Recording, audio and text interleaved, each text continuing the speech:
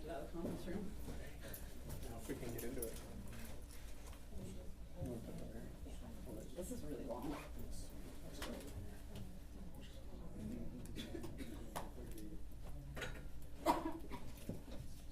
You're tech savvy, right?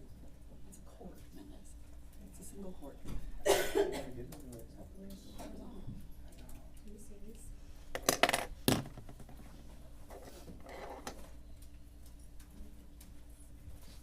don't know what to do with my phone.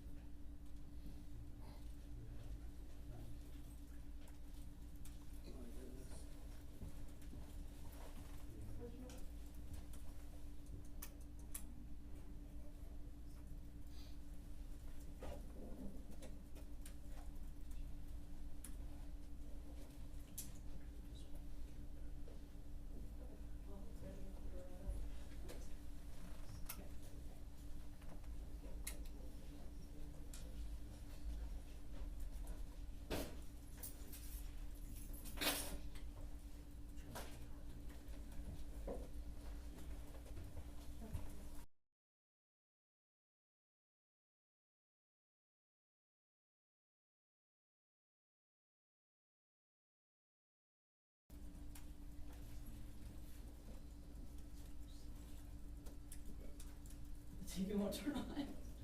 Sick. Of course. Paper after.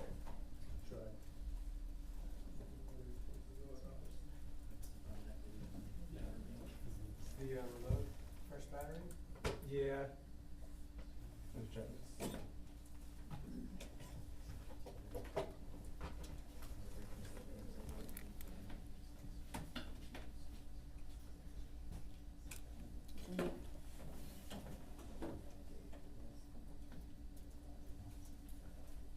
Power button. Was it really good? I don't know.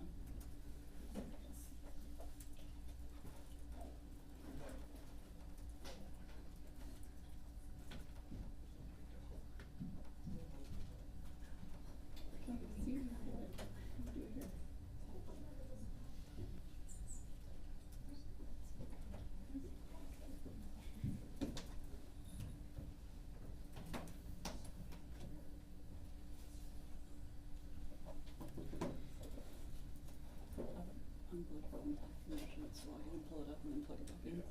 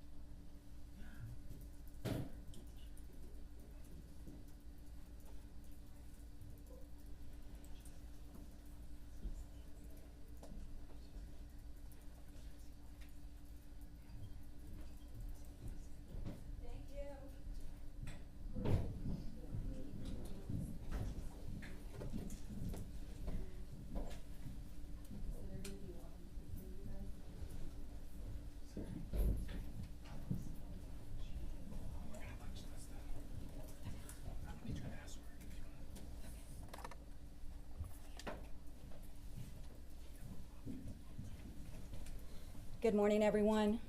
We're going to have a briefing regarding the shooting that took place this morning on West 6th Street. Joining us this morning is going to be Mayor Kirk Watson, APD Chief of Police Lisa Davis, Alex Doran, Acting Special Agent in Charge FBI San Antonio Field Office, and then EMS Chief Rob Lukritz. And we are going to take minimum questions. Just be mindful that this investigation is still ongoing when we are talking about this. And all the information we're providing is preliminary. Thank you.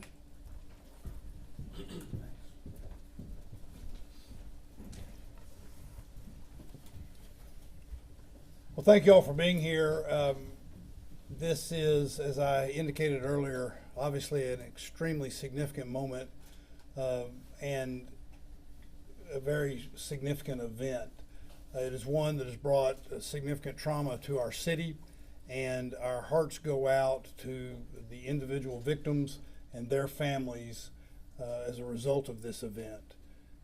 I want to reiterate something I said earlier this morning, and that is my deep thanks and pride in the work that has been done by our first responders and by our police.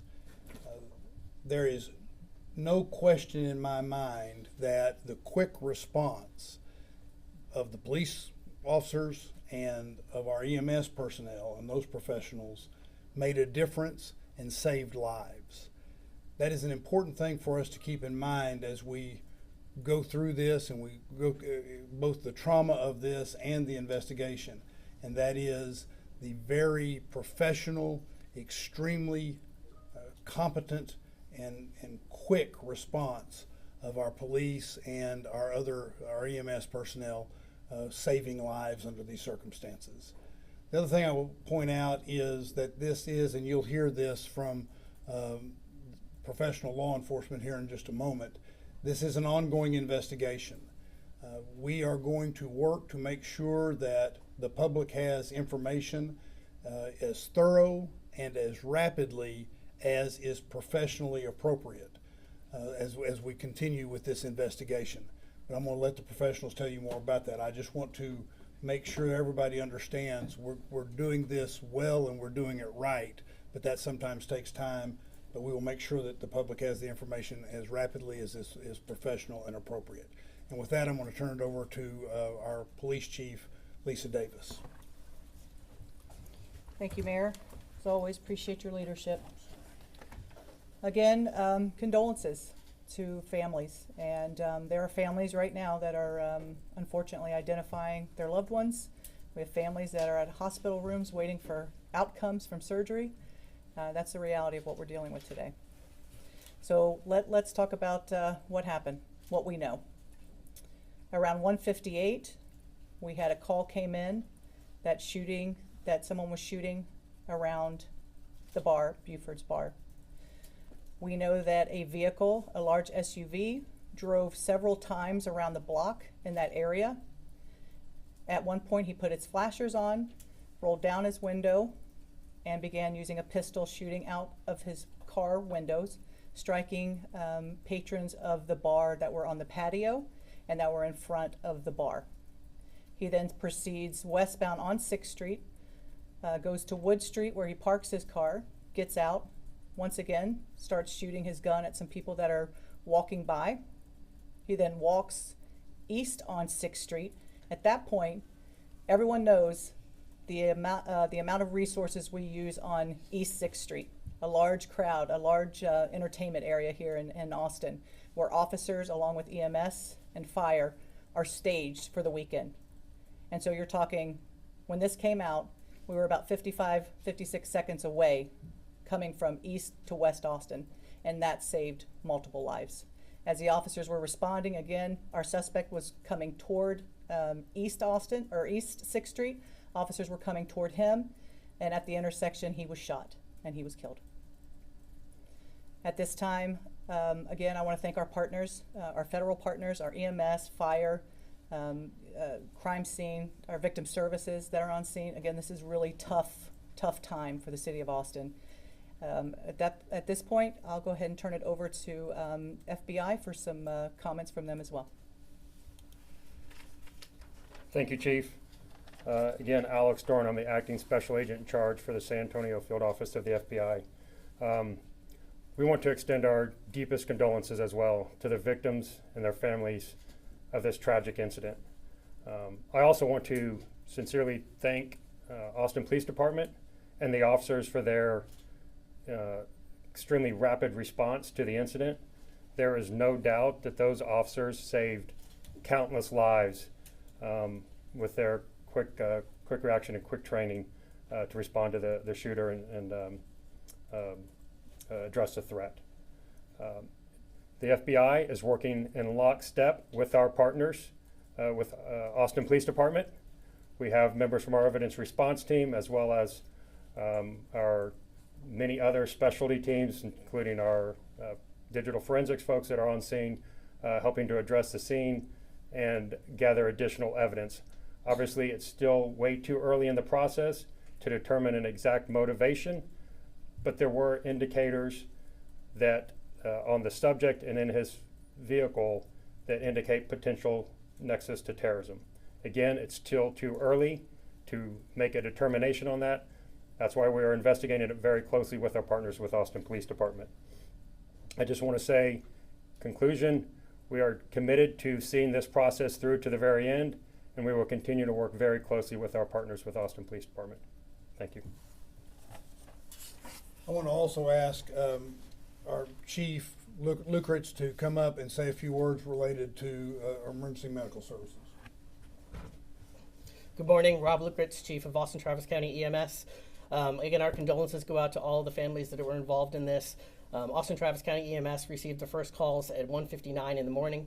As Chief Davis stated earlier, we had medical care on site treating patients within 57 seconds as part of a program between Austin Travis County EMS and the Austin Police Department, where we have paramedics embedded with the teams during the peak of entertainment hours. All total, we had more than 20 EMS resources that responded to the scene. We had all critical patients off the scene within 24 minutes and all patients off the scene within 47 minutes. In total, there were 17 patients treated, 3 were pronounced on scene, and 14 were transported to local hospitals, 3 in critical condition. And with that, I'll turn this back over to Mayor Watson. Yeah, if you have some questions, we'll, as it was indicated, we're going to be able to answer a few questions. Again, I want to say that because this is an ongoing investigation, we want to get as much information out to everyone that is in a professional and appropriate way.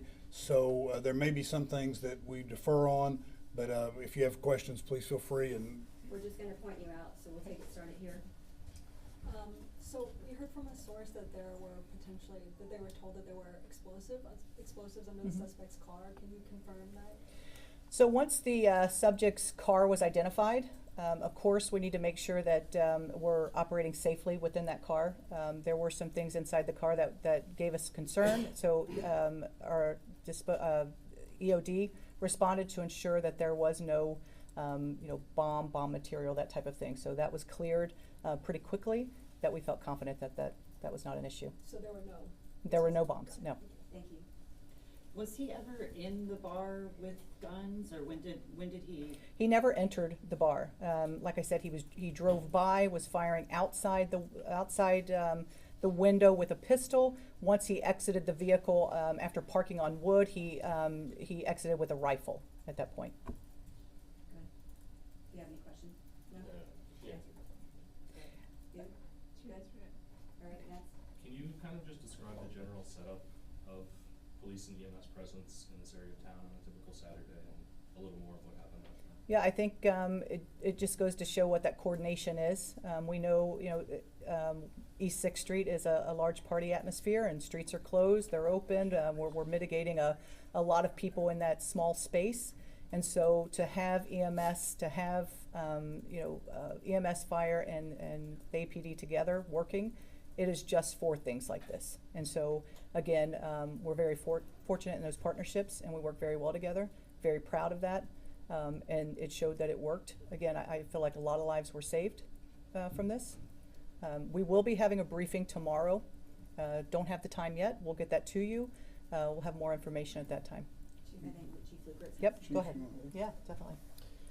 Yeah, EMS and the Austin Police Department have worked closely together for a number of years. However, there's been significant investment over the past 3 to 4 years in that partnership, including adding dedicated EMS resources to the entertainment district on the weekends, as well as supplemental paramedics that are embedded with the Austin Police Department on various apparatus, including like Polaris Rangers and things that can rapidly respond in the event of an active shooter situation. Those resources were deployed this weekend, and those are the individuals that arrived on scene. There are several up every weekend evening, as well as the additional resources that we have dedicated to the entertainment district, separate from our partnership with EPD. All those resources came together today as planned, and had all of the things that we needed in place to be able to effectively manage the scene. Okay, we'll Thank take you. one more question. Yeah, you said indicators of terrorism. Can you say domestic terrorism or international terrorism? And then also, can you confirm the Joint Terrorism Task Force involvement? Yes, so since the second question, since it's a matter we're looking at as a potential matter of terrorism, obviously the Joint Terrorism Task Force is engaged, which obviously includes members from Austin Police Department as well as several federal and state and local partners.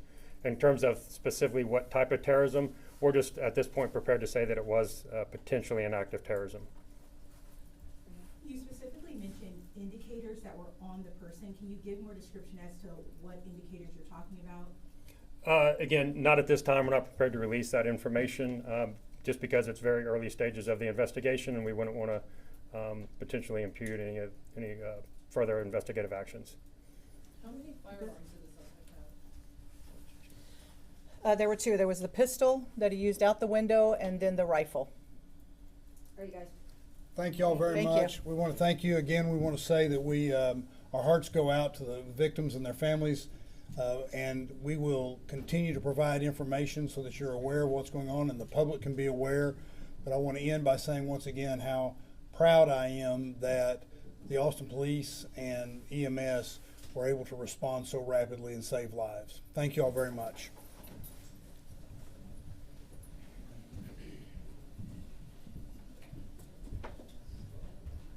And everyone, I just want to make sure that you all know that anyone that might be searching for a loved one that may have potentially been involved in this shooting or related to them, we ask that you call our APD Victim Services Unit at 512-974-5037. Again, that phone number is 512-974-5037. Or you may come here to APD headquarters, which we're located at 715 East 8th Street. We are also, anyone that might have information or videos related to this incident, photos, whatever it is, if you're a witness, we ask that we're on our social media platform, we're putting up a QR code and how you can submit that information to us as well. All right? And we will let you guys know when the next briefing is going to take place. Don't know if that's going to be today or if it'll be tomorrow, but